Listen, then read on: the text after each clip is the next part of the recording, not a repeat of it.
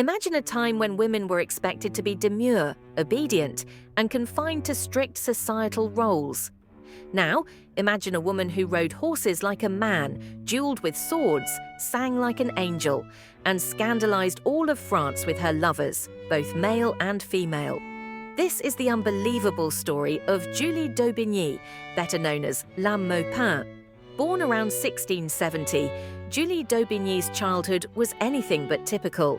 Her father was secretary to a powerful count, and instead of learning needlepoint, young Julie grew up alongside the royal pages.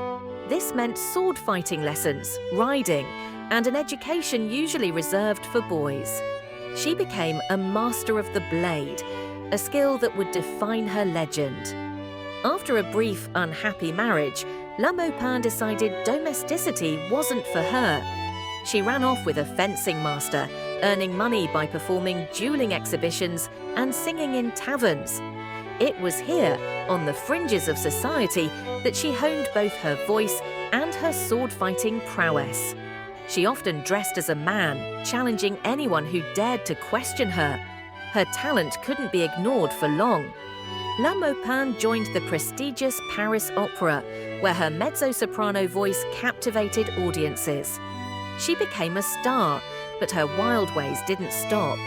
She publicly fought her male colleagues, was known for her many lovers, both male and female, and refused to conform. One night, at a masked ball, she famously kissed a young noblewoman. Then, when challenged to duels by 3 furious noblemen, she defeated them all with her sword right outside the palace. Perhaps her most infamous escapade involved a young woman who was forced into a convent. La Maupin, deeply in love, broke into the convent, stole a deceased nun's body, placed it in her lover's bed, and then set the convent on fire to cover their escape. She was actually sentenced to death for this, but through the intervention of powerful friends and King Louis XIV's amusement with her antics, she was pardoned. Not once, but multiple times.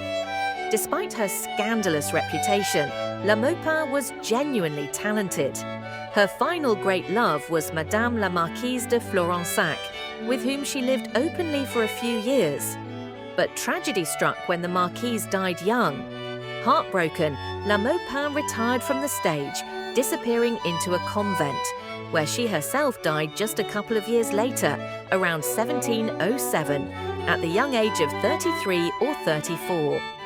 La Maupin was a force of nature, a woman who lived entirely on her own terms in an era that desperately tried to contain her. She was a master of performance, a formidable duelist, and a lover who followed her heart wherever it led. Her legend endures as a testament to radical freedom and a reminder that history's most fascinating characters often refuse to fit into any neat box.